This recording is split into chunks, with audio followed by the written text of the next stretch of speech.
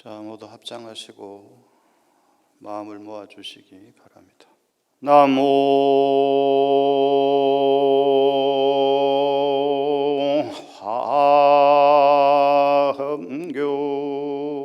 화엄교조 피로자나불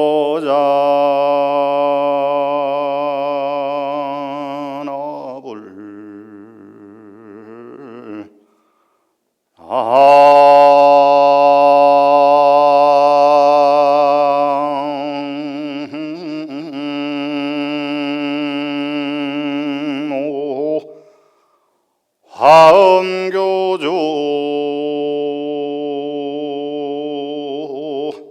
비로자나불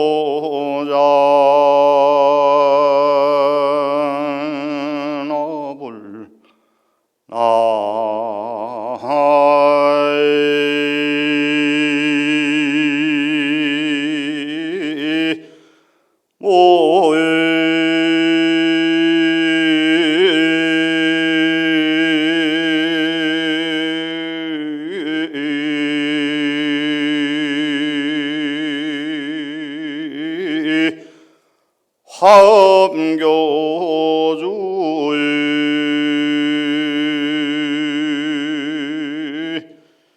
비로자나불 대방광볼와 응경십해양분미라 보살마살의 열거지 회양이니 금강당 보살이 선정에서 일어나 보살들에게 말하였다. 불자들이여 보살마살의 불가사의 한 큰 서운이 법계에 충만하여 일체 중생을 널리 구제한다. 그것은 곧 과거 미래 현재의 모든 부처님의 회양을 닦아 배우는 일이다. 보살마살의 회양에 10가지가 있으니 삼세 부처님들이 다같이 말씀하신 것이라. 첫째는 일체 중생을 구하면서도 중생이라는 생각을 떠난 회양이요, 둘째는 깨트릴 수 없는 회양이요, 셋째는 모든 부처님과 동등한 회양이요, 넷째는 모든 곳에 이르는 회양이요, 다섯째는 다함이 없는 공덕장 회양이요, 여섯째는 모든 평등한 선근에 들어가는 회양이요, 일곱째는 일체 중생을 평등하게 따라주는 회양이요, 여덟째는 진여 모양인 회양이요, 아홉째는 속박도 직착도 없는 회양이요, 열째는 법계에 들어가는 무량 회양이라. 이것을 보살마살의 10가지 회양이라니 과거 미래 현재의 부처님들이 이미 말씀하셨고 앞으로 말씀하실 것이며 지금 말씀하시니라.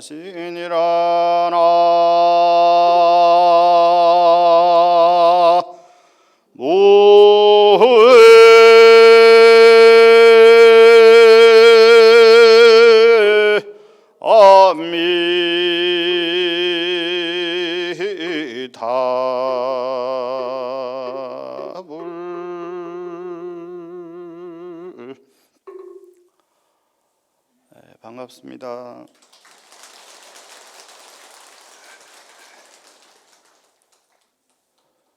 집 나갔다가 큰 집으로 돌아오니까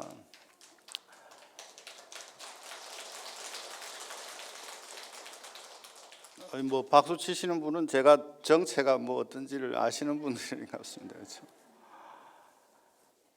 벌써 제가 큰 절에 소임 보다가 자리를 비운 지가 1년이 다 되어 갑니다. 세월이 이토록 무상한 것을 새삼 깨닫게 되는 시간들인 것 같습니다. 오늘 제가 맡은 품은 십회양 품인데요.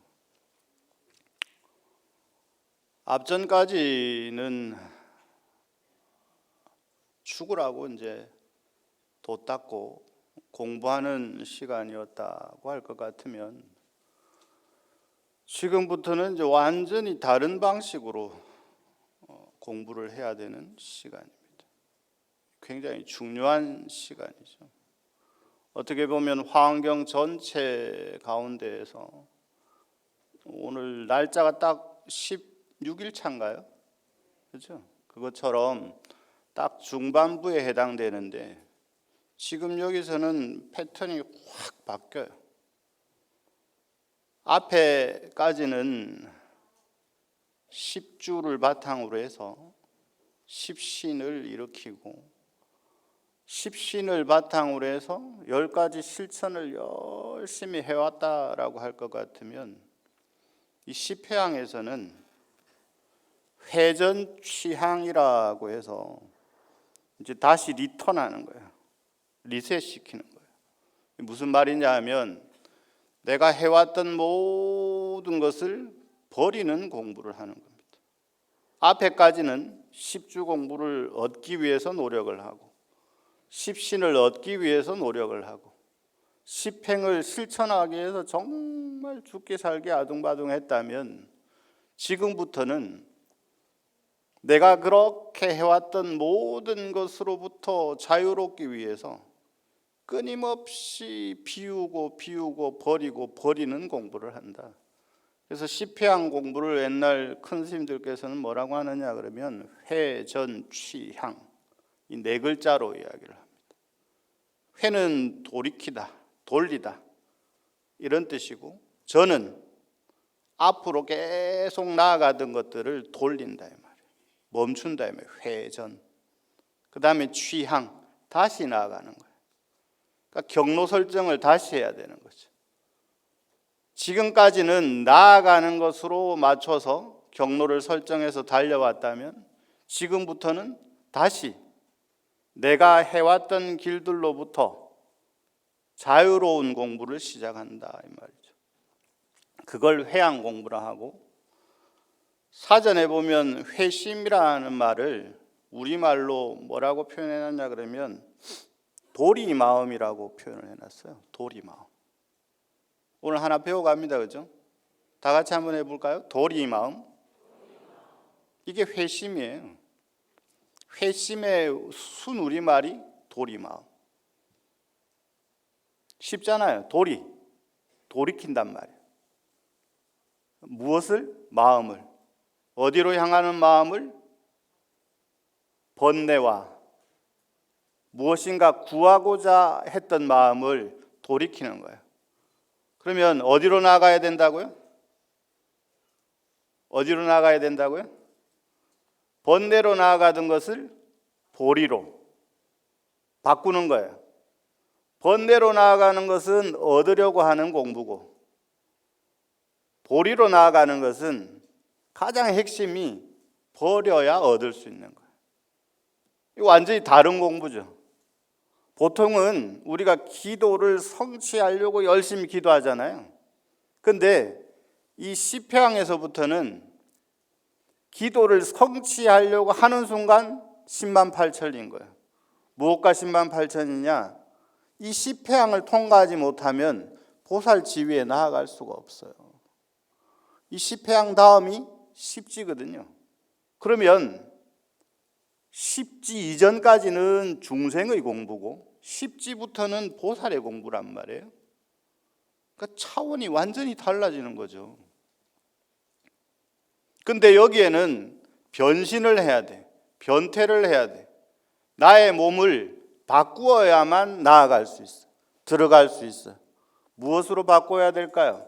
중생의 몸에서 보살의 몸으로. 마음은 중생의 마음에서 보살의 마음으로. 다 같이 한번 읽어보겠습니다. 중생은 가래의 소산이다. 우리의 이 몸은 철저히 가래의 소산이거든요. 가래의 소산, 욕망의 소산이란 말이에요. 나의 욕망과 부와 모의 욕망으로 이 세 개가 합쳐져 가지고 만들어진 것이 우리의 몸이란 말이죠.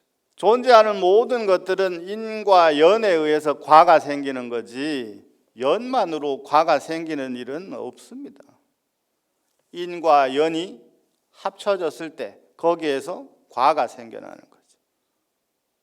우리 역시 마찬가지죠. 나의 욕망이 원인이 먼저 돼야 돼요. 내가 태어나고자 하는 무엇인가 되고자 하는 그 가래가 똘똘 뭉쳐져 있을 때 그때 부, 모가 땡기면 내가 그쪽으로 쫙 빨려 들어가는 거예요.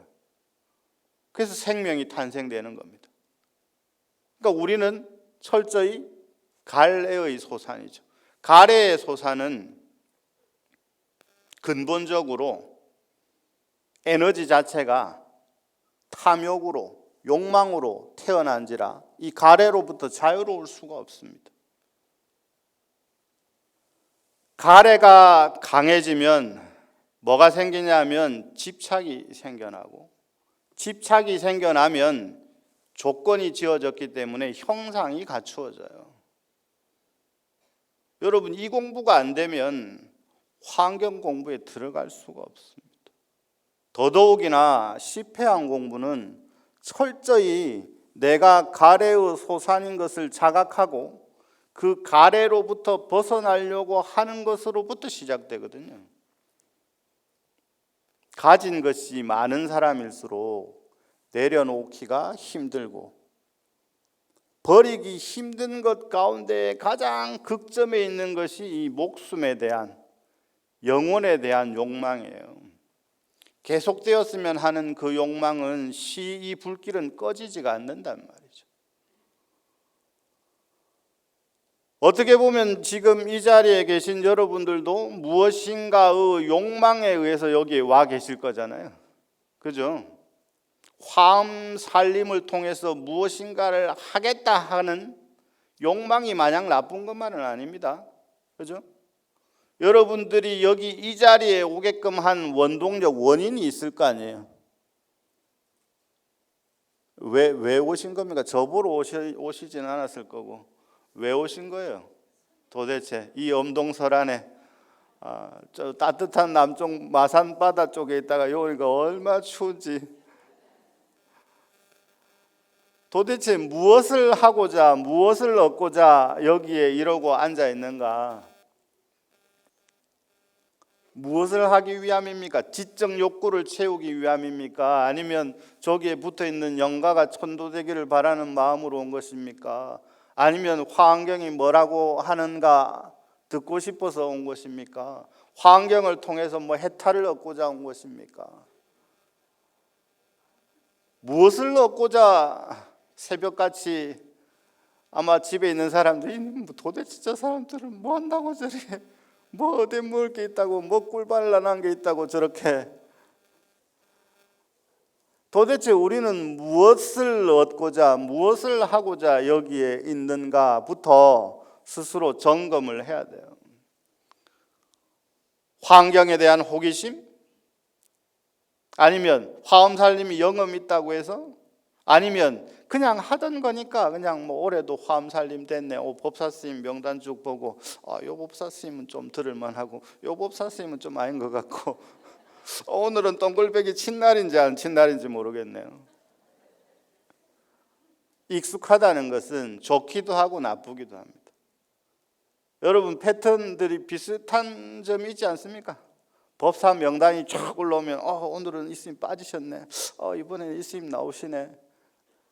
이번에는 이스님 요거 하시네. 익숙한 사람들은, 오래 한 사람들은 그렇게 생각을 하겠죠. 그렇게 표시들을 하겠죠. 그렇게 일정들을 잡겠죠. 아, 요 날은 약속 비워야 되나? 아, 이날 막년에 하기로 했는데 아, 요 날은 좀 빠져야 되나? 화엄 살림을 하는 불자라고 한다면, 제가 소인 볼 때도 누차 이야기를 드리지만, 스스로 무엇을 하고자 새벽같이 또는 자기의 시간을, 일상을 쪼개가면서까지 여기에 와 있는가, 스스로 끊임없이 질문을 해야 됩니다. 그래야만 화엄의 길을 가는 행자라고 할 수가 있고, 부처님의 가르침을 따르는 부처님의 제자라고 할 수가 있죠. 근데 여기서는 정말 중요하다니까요. 십회양의 회양은. 이게 내려놓기가 쉽지 않잖아요. 이게 내려놓는다는 것은 나라고 하는 생각을 내려놓는 것일 뿐만 아니라 내가 가지고 있는 모든 관념들로부터 자유로워지는 거거든요. 내가 가지고 있는 모든 생각으로부터 자유로워지는 거거든요.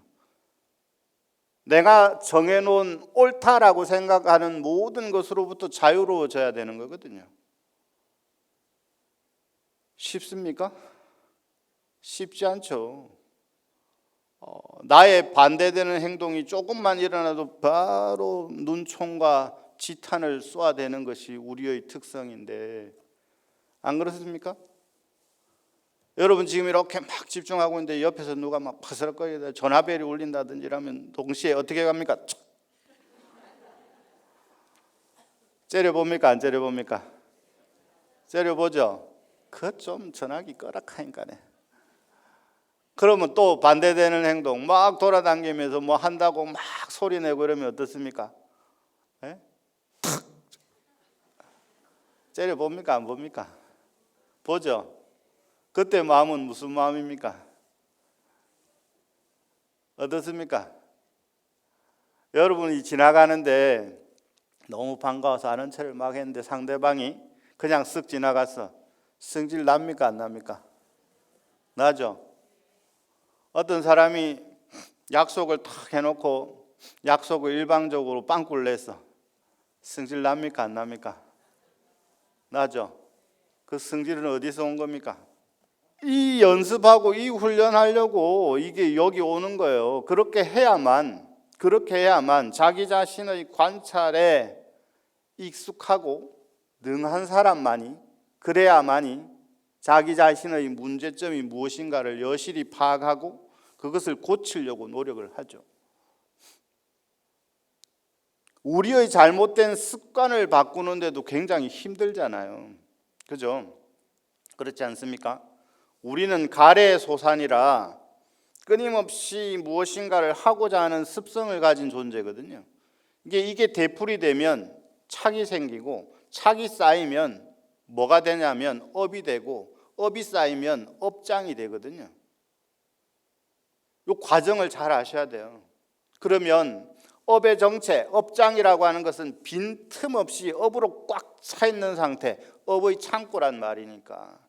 이 업의 창고는 아무리 비워내려고 암만 애를 써도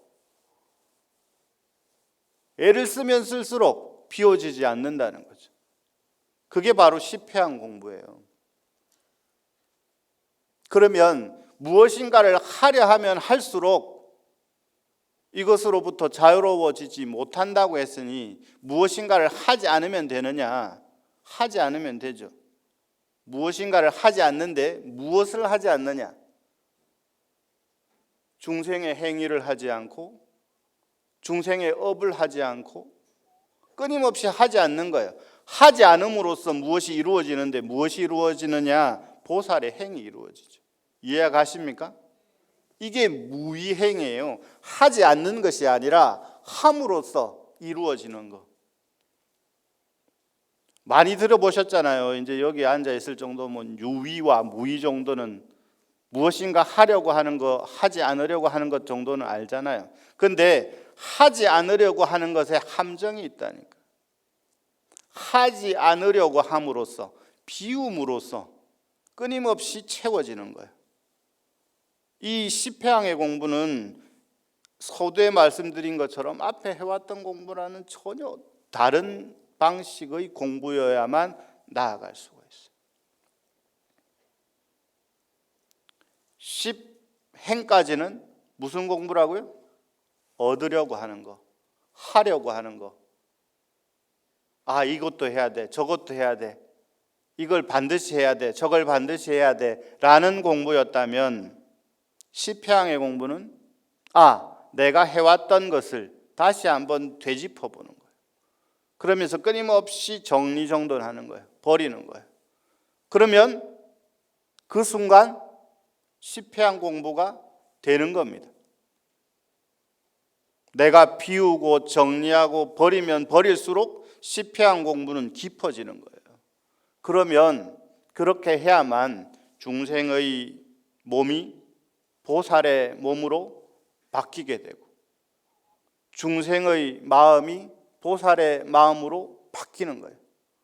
보살의 마음을 내야겠다 하는 게 아니라 중생의 마음을 버리는 순간 보살의 마음으로 변하는 거라니까. 이게요, 정말 어려운 것이 말씀드렸다시피 중생은 근본 태생 자체가 무엇인가를 해야만 하는 종족이에요. 그렇기 때문에 중생이라고 불리우거든요. 근데 보살이라고 하는 종족은 무엇인가를 하겠다는 생각이 전혀 없어요. 오직 하나 있는데 중생을 위한 마음 하나밖에 없는 거예요. 보살은 보살이 무엇인가를 한다는 마음 자체가 없습니다. 때문에 보살이 하는 모든 행동은 오직 초점이 어디에 맞춰져 있느냐? 중생에게 맞춰져 있어요.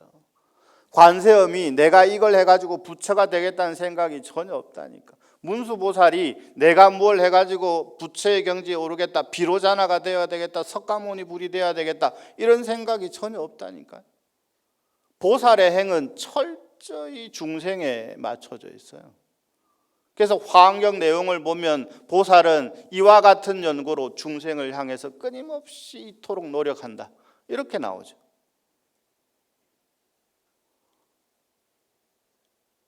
보살은 중생을 구조하겠다는 마음 자체도 사실은 없습니다. 그냥 자동적으로 하는 거예요. 자동적으로.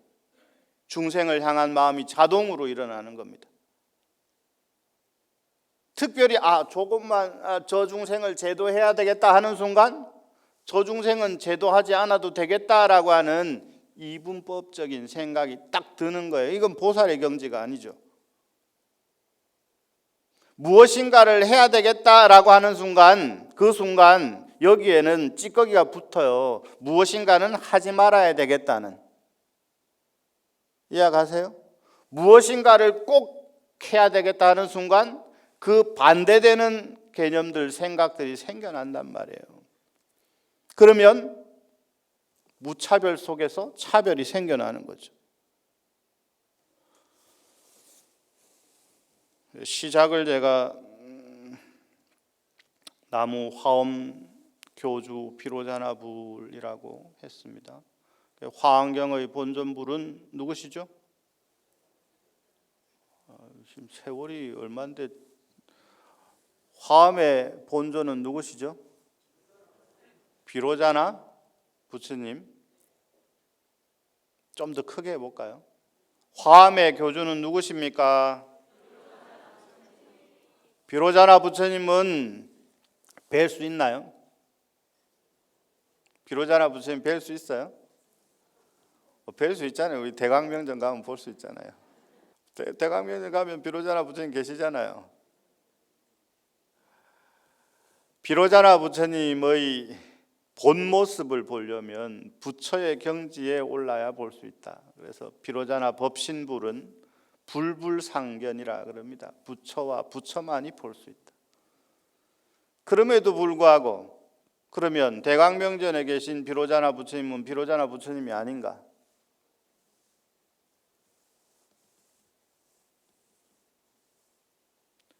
대강명전에 계신 비로자나 부처님은 상으로 존재하는 비로자나 부처님이 분명하죠. 고로 비로자나 부처님이 계신 거예요. 비로자나 불의 경계에서는 형상으로 존재하거나 형상으로 존재하지 않거나 쇳덩어리로 만들었거나 흙으로 만들었거나 아무 상관없이 존재하십니다. 왜? 비로자나 법신불의 경지에서는 존재하지 못할 곳이 없기 때문에, 존재하지 못할 원소가 없기 때문에 어떠한 것으로도 만들어도 비로자나 부처님의 형상으로 만들기만 하면 거기는 비로자나 부처님 계신 거예요.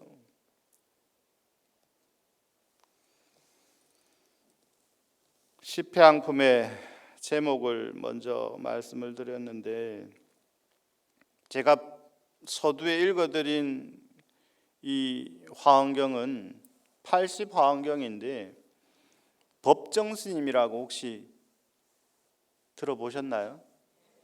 법정스님하고 인연이 좀 있으십니까?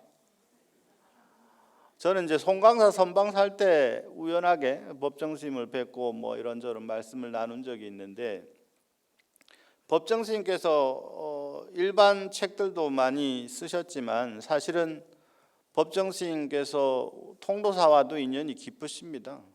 통도사의 그 불교 대전이라는 책이 만들어지는데, 그 책이 만들어질 때 중간에서 가장 큰 역할을 하셨던 분이 바로 법정스님이세요. 불교 대전이 뭐냐 그러면 지금으로 치면 부처님 가르침의 핵심들을 모아서 백과사전처럼 만든 책이 불교 대전이라는 책입니다. 이 책을 만들 때 주관을 하신 분은 운자 허자 스님께서 주관을 하시고 60년대 여기 강주를 하시니까요. 그때 법정스님도 인연이 되셔가지고 요 암자에 계시면서 불교 대전의 그 뒷받침을 했다라는 기록이 있습니다. 그래서 법정스님께서도 이 경전에 대한 지식이 굉장히 해박하시거든요. 그래서 90년대에 이 우리나라 8만 대장경을 전체로 번역하는 가운데 화엄경을 번역을 누가 하셨냐 보니까 법정스님이 번역을 하셨어요. 그래서 방금 읽어드린 그 경전의 내용들은 법정스님께서 번역하신 80권본 화엄경입니다. 기존에 아마 들으셨던 거랑 조금 다를 거예요. 문체가. 기억 안 나시죠? 앞에 분명히 스님이 뭐라고 한 것 같은데, 그죠? 다시 한번 이름이라도 우리 한번 들어보겠습니다.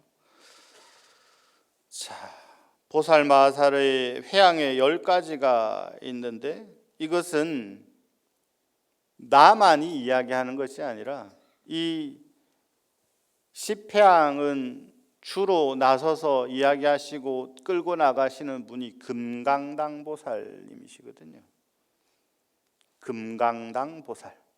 앞에까지는 공덕림 보살님이 주도적으로 해오셨을 거예요. 그런데 여기서는 금강당 보살님으로 바뀌어요. 그러면서 보살의 회양에는 10가지가 있는데, 이것은 지금만 이야기하는 것이 아니라 과거, 현재, 미래 3세 모든 부처님들이 한결같이 말씀하신 것이다. 금강경에 이 비슷한 말씀들이 있어요. 무슨 말씀이냐 그러면, 중생들이 일찍 듣지 못했던 것들을 들으면 의심병이 생긴다. 미중유한 일이다. 희유한 일이다. 희유세존이시여, 이런 거 많이 들어보셨죠? 희유세존이시여. 부처님 정말 희유합니다. 이거 무슨 말이냐 하면 세상에 없던 이야기라는 거죠. 일반적인 이야기가 아니라는 거죠. 이거 처음 들어보는 거예요. 이런 말이죠. 요즘 말로 하면 핫한 거예요. 굉장히 핫한 겁니다. 기존에서는 도저히 들어보지 못하고 오직 부처님 말씀만 해서 들을 수 있는 것. 그러니까 희유세존이십니다. 미증유한 일입니다. 이러면서 의심하는 마음을 일으킬 때, 그때 금강경에서 뭐라고 말씀하세요? 여자며 실어자며 불광어자며 불리어자다. 열에는 야, 내 말 맞다, 내 말 믿어라. 여자며, 나는 말과 그대로 실천하는 자이며, 불리어자며, 틀린 말을 하는 자가 아니며 불광어자, 거짓된 말을 하는 자가 아니며 여자다. 진짜 배기 말만, 진실된 말만, 참된 말만 하는 사람이다. 부처님께서 왜 이런 말씀을 하시겠어요? 중생이 안 믿으니까. 내 말 좀 믿으라고 오죽 답답하시면 부처님 그런 말씀을 하시겠어요? 여기서도 역시 마찬가지.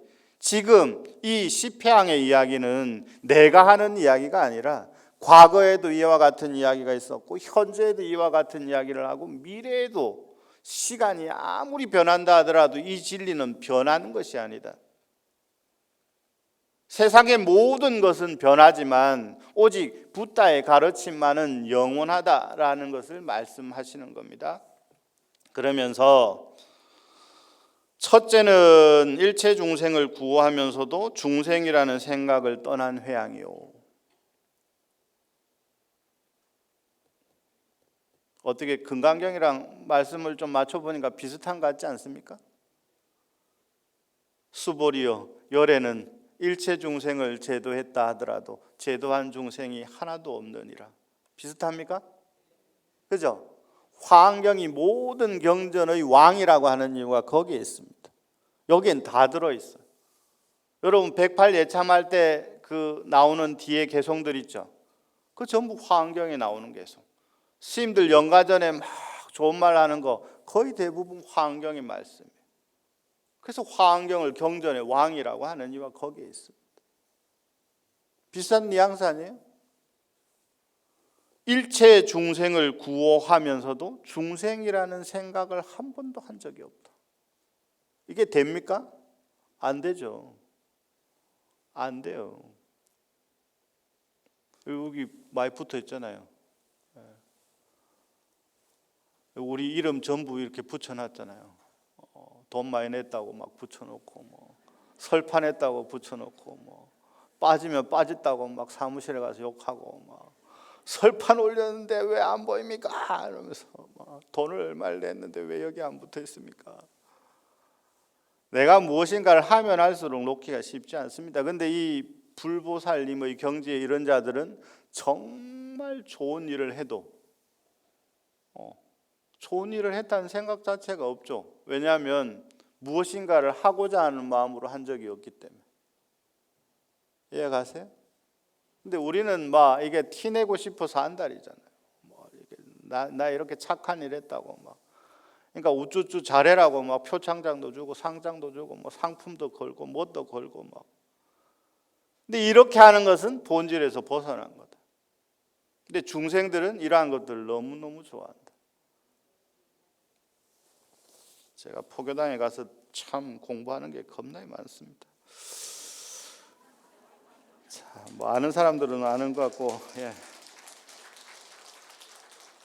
그래서 주지란 말이 어떤 스님이 그 주지학 개론에서 그런 말을 해요. 주지는 다 주기 때문에 주지다.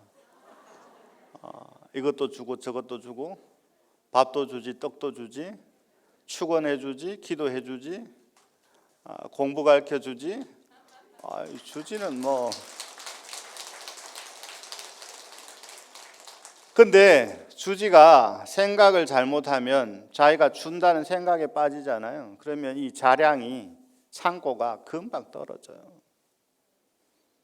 그런 생각 없이 끊임없이 함께 하고자 하는 마음만 있다면 어떤 것을 해도 상관이 없는데 이것들이 내가 이렇게 해주면 잘 따라오겠지라는 생각을 가지는 순간 한계가 딱 지어지고 한계가 딱 지어지는 순간 그만큼만 돌아오게 되어 있습니다. 선근을 행하되 선근을 행했다는 생각 자체도 없고 중생을 구했을 때 중생을 구했다는 생각조차 없는 것, 그것이 시패한 가운데 첫 번째 회양이다. 두 번째 회양은 깨트릴 수 없는 회양이다. 깨트릴 수 없는 회양, 이거 쉽지 않죠. 부처님은 백전백승이에요.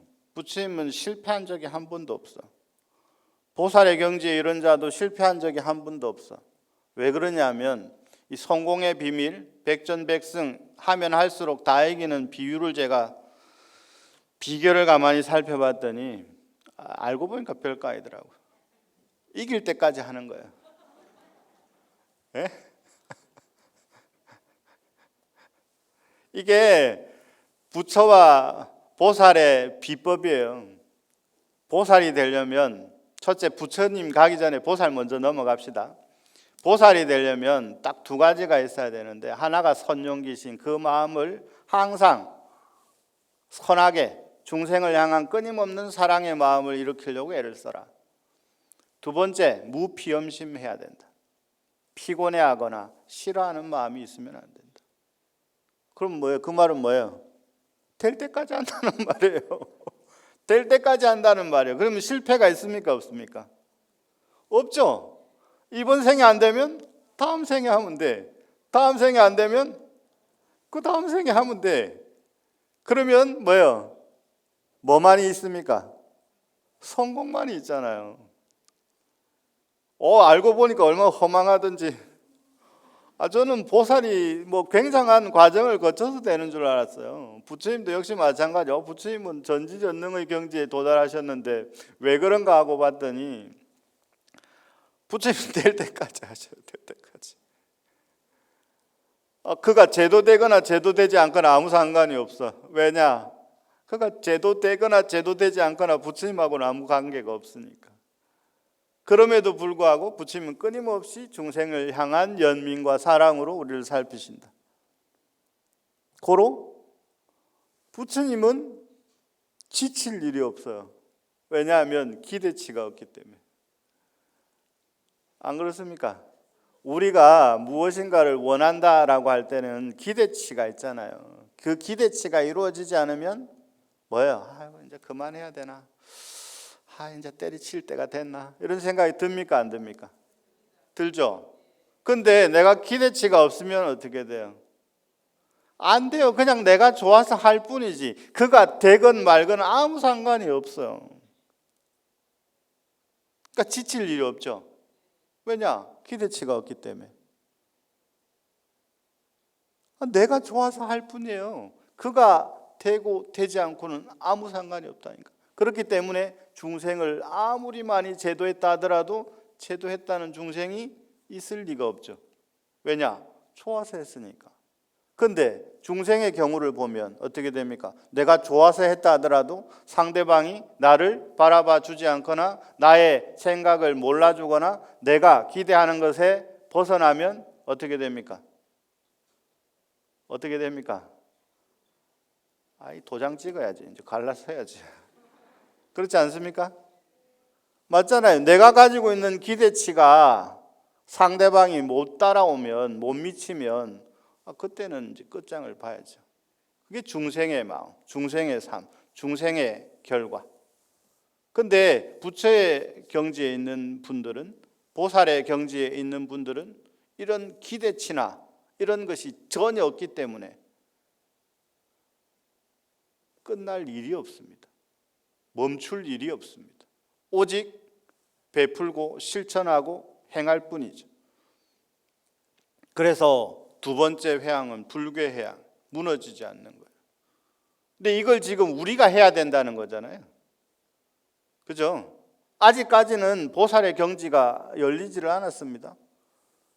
중생의 경지예요. 실천의 경지란 말이에요. 이 10회항을 이루어내야만 환희지에 딱 들어가는 거죠. 그래서 10지의 첫 번째 제목이 환희지 아닙니까?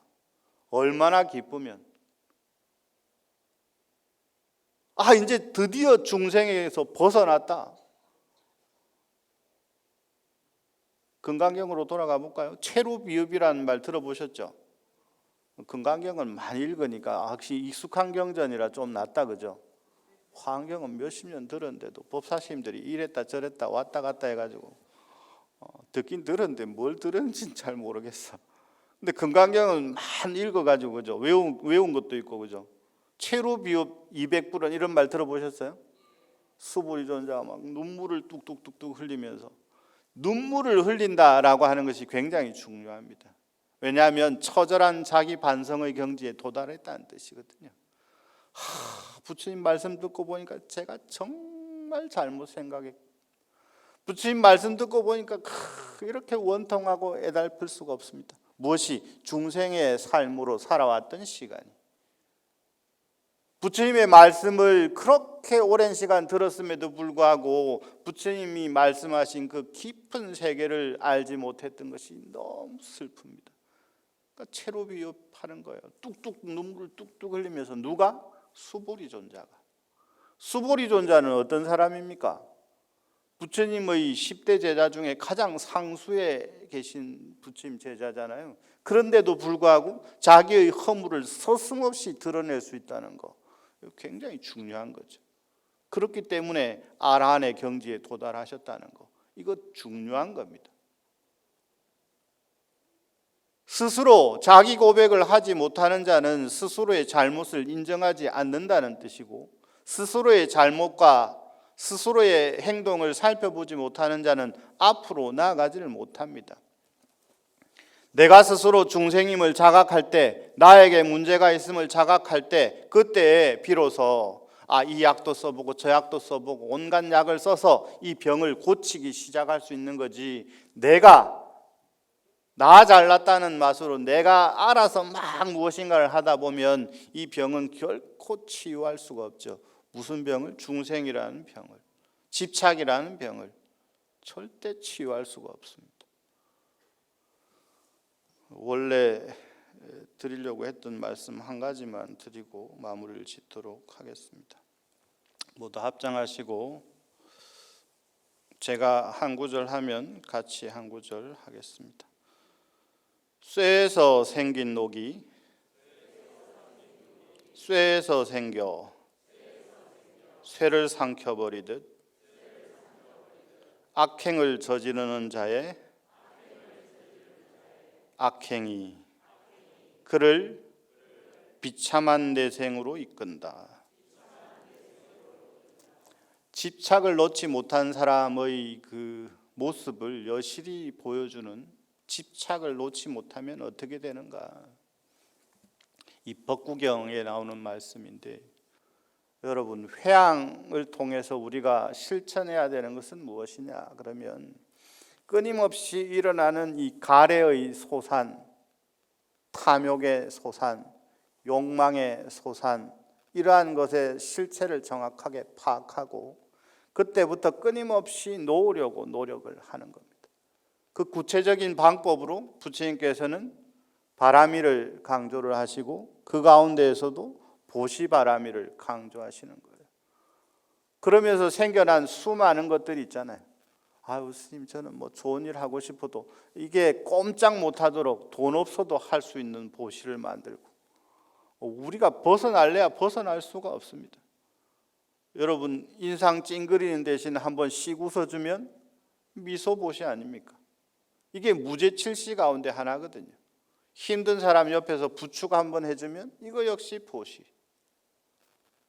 내가 처해져 있는 상황에서 수분수력, 나의 능력을 따라서, 나의 힘을 따라서 끊임없이 보시하는 것, 이 보시를 통해서 무엇을 하고자 하는 것인가? 집착을 버리고자 하는 것이다.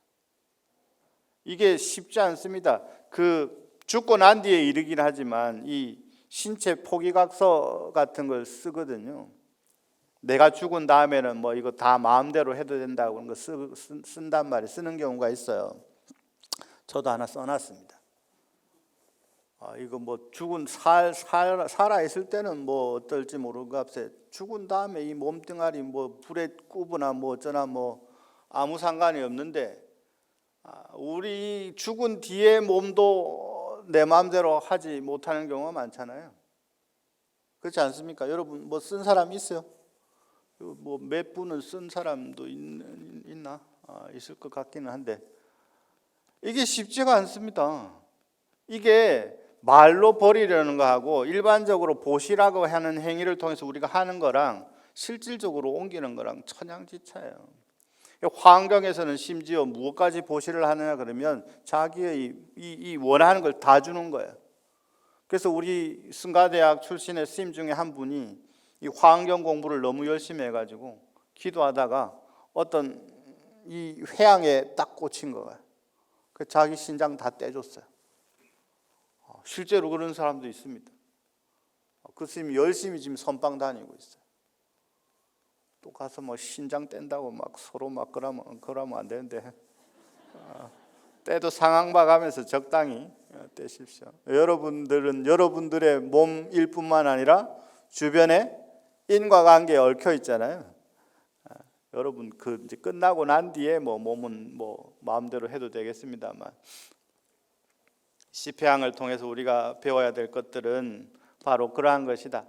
그래서 시편 가운데 뭐 10개의 회향이 있고, 제가 앞에 나왔던 내용부터 쭉 말씀을 드려서 앞에까지는 실천하는 것에 초점을 맞췄다라고 할 것 같으면 시편부터는 끊임없이 피우고 버리려고 하는 것에 초점이 맞춰져야 된다. 그래서 시편품의 핵심은 회전치향이다. 전도된 것들을 끊임없이 돌리고 되돌려서 전도 몽상을 정도, 실상으로 바꾸는 것, 이것이 시편의 가장 핵심이라는 말씀 전해드리면서 본문 마치도록 하겠습니다. 성불하십시오. 나무여